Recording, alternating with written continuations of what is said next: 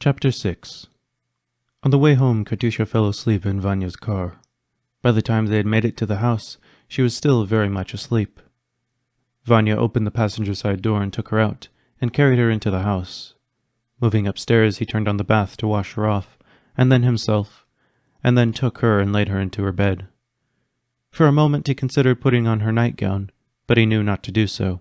It was better to just leave her in her swimwear. He just wanted to get away from Katyusha, to think about what he had done alone. But as he got ready to leave, he heard somebody speak.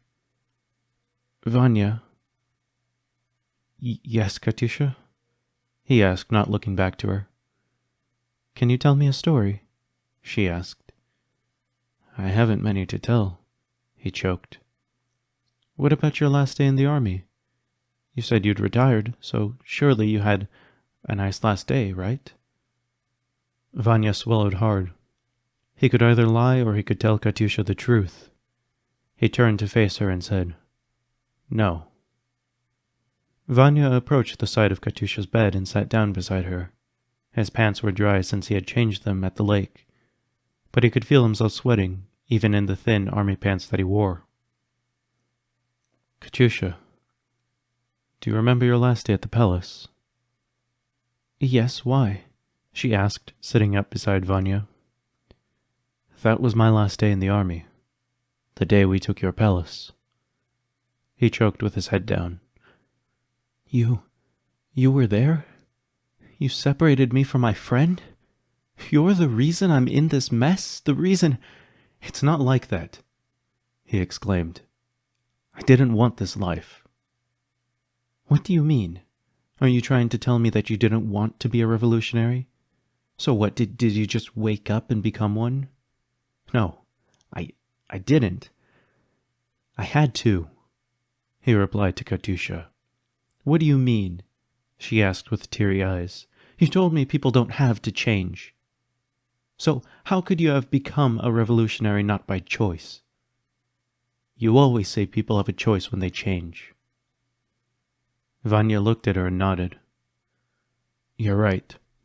I did choose. It all started with the purges. First they came for the dissidents, then the unpatriotic, then those who didn't support the purges. The army was coming down on us harder day after day after day after day. And then one day, they came to my house while I was out. I was a guard back in those days, protecting some military communications center. I heard them laughing that day at the comm center. I didn't know what about at the time," he said as he clenched his fists. Tears began to well up at his eyes. "They were at my house.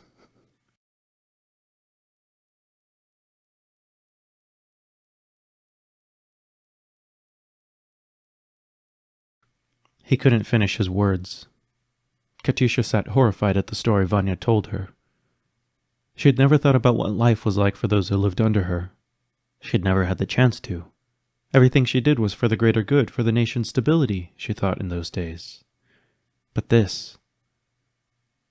When I came home, when I found out what had happened, I knew what I had to do.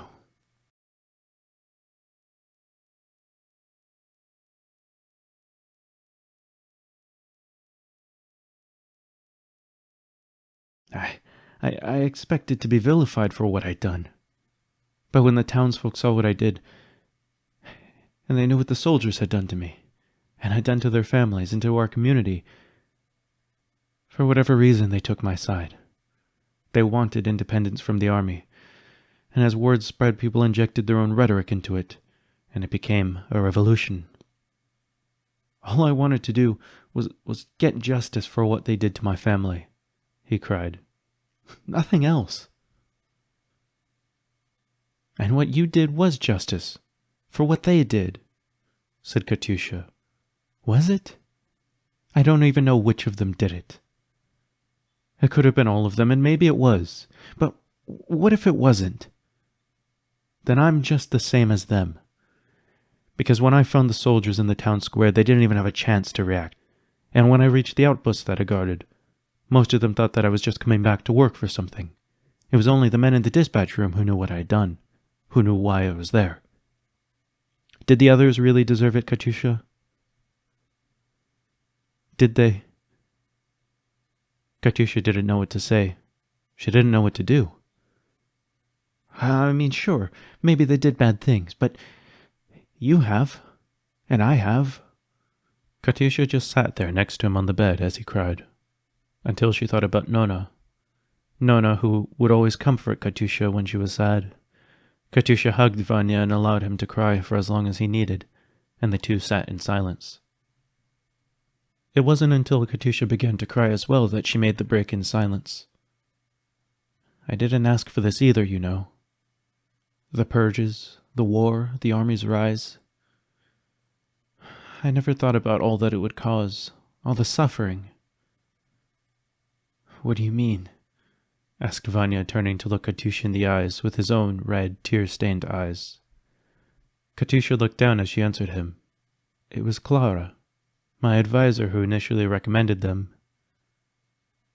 I know she just wanted what was best for us. I always wanted to unify our lands, to bring prosperity back to them. And at first it was going fine, but Clara suggested that it would be better if we removed the enemies of our state. And that was easy enough. But when that angered the people, she said that we should then silence those who were angered, which begot more angry people and resulted in more disappearings, and the cycle just could not stop. I only wanted to bring stability to the nation. But as the purges went along, it became harder and harder, and I felt like I had to do something. If I just let it go, it would get worse, I told myself. If I tried to stop it, if I got rid of enough people, things would calm down. But when I say it like that, it really doesn't feel so good. So it seems you do know, replied Vanya, still trying to compose himself. Know what? I guess you are ready to change. Able to change.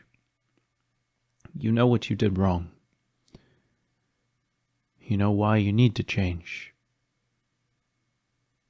This is why I brought you here, he replied. What are you saying? None of this is coincidence. When I saw you get captured, I did everything that I could for you, to save you. For one, I had to know if you felt the same as I did, and now I know that you did. But secondly, I wanted to be sure that nobody could harm you in the ways that they harmed me or my family, in the ways that I saw my brothers in arms harm officials and their families, and party members, and so on during our conquest. I did everything in my power to get you here, to help you, to keep you from ending up like me. On one hand, I wanted you to understand my pain, but on the other, I don't wish this guilt on anyone else. Every day I'm a mess. I regret my choices. I see the toll of my actions on both sides. And I know that I ripped you from the only person who meant anything to you in this life. And for that I'm sorry, choked Vanya. Katyusha once more was at a loss of words. She understood what Vanya meant. It was something that could only be found from within. The guilt the two understood was something nobody else could ever get without being in their shoes. Each day Katyusha wished that she could go back to the good days, to when Pravda was but a school and Nona was just her friend in class, and Clara was just a teammate on the Saint Shadow team. Before all this political stuff, before she took power over the Union, to when life was calm. No, Vanya. Not the only one. The truth is, over these last few months, I've been really happy to be here with you. And to see you and I are not so different, I feel I can truly call you my friend, said Katyusha with a small smile. No matter what hardship comes our way, perhaps the least we can do is be grateful that we have one another. And I'm happy to say, Vanya, that you are indeed my friend.